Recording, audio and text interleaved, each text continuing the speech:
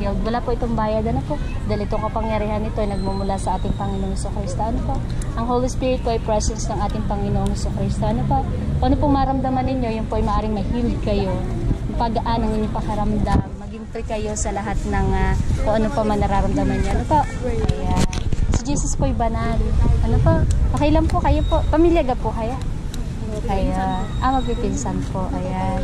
Okay lang po sa inyo ilapit ko kay Jesus. Kay Jesus. Huwag kayo maingay. Ayan.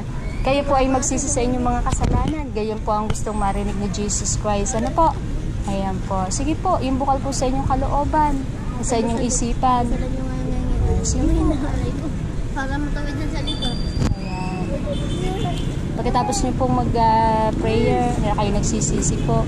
Ako naman po, ano po, sabihin nyo lang po, amen. Kung tapos na po. Amen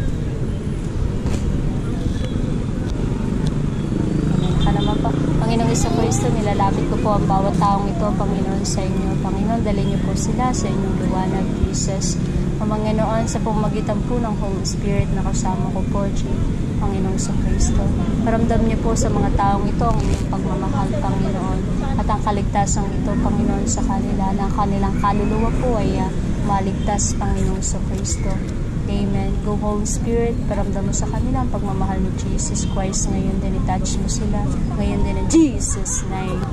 Thank you, Jesus. Thank you, Holy Spirit. Thank you, Jesus. Thank you, Holy Spirit. Thank you, Jesus Christ. Thank you, Holy Spirit. Thank you, Holy Father. Yan yung paramdam mo pagmamahal ng ating Panginoong Jesucristo sa kanila. In Jesus' name. Thank you, Jesus. Thank you, Jesus. Thank you. Thank you. Thank you. Amen. Simbahan mo na? Naramdaman niyo po. Ha? Mabigat po sa inyong pakaramdam. Kayo po, magaan naman po. Mas mabigat po sa inyo. Ayan, sige po, tatanggalin ko po yan. Yun na po. Panginoong Jesucristo. Gusto niyo pong mawala ang kanyang bigat po sa kanyang katawan, Panginoon, na para sumaklo po sa kanyang katawan, Jesus. Ngayon din po, Panginoon, tanggalin niyo po ito sa pamamagitan po ng Holy Spirit. Amen. Go Holy Spirit, paganin mo ngayon ang kanyang katawan.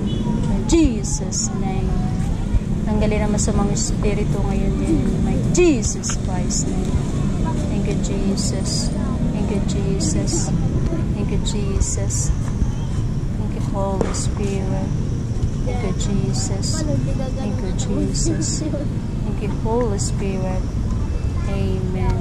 Amen. Amen. Amen. Ano po, naramdaman niyo po? Pa? Gumaan na po. Ayan. Kasi po minsan po yung masamang espiritu lagi pong nakasunod yan. Ano po? Lalo na kayo ay kung halimbawa kayo nakipag-communicate sa masamang espiritu, kasi po yung halimbawa po isa na rin po doon yung may namatayan kayong kamag-anak, tapos parang may ginawa po kayo doon na halimbawa nag-pray kayo sa kanya, patay na, maring madala nyo po yun, yan nagpapabigat sa inyo. Ano po?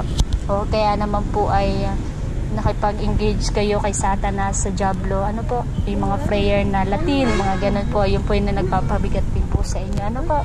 Ayan. Pero ano po naramdaman nyo na po ngayon? Gumaan na po. Ayan. Basta po kayo manampalataya po kay Jesus Christ. Ano po?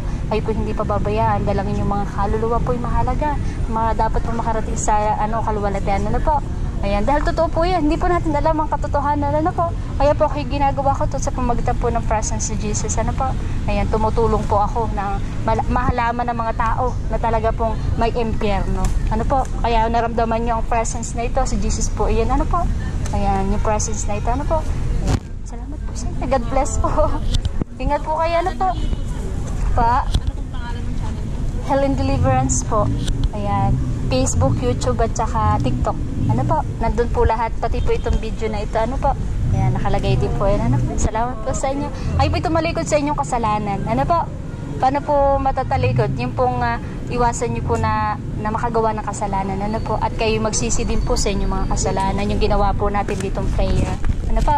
Ganyan po. Ano po? Amen. Salamat po. Thank you po.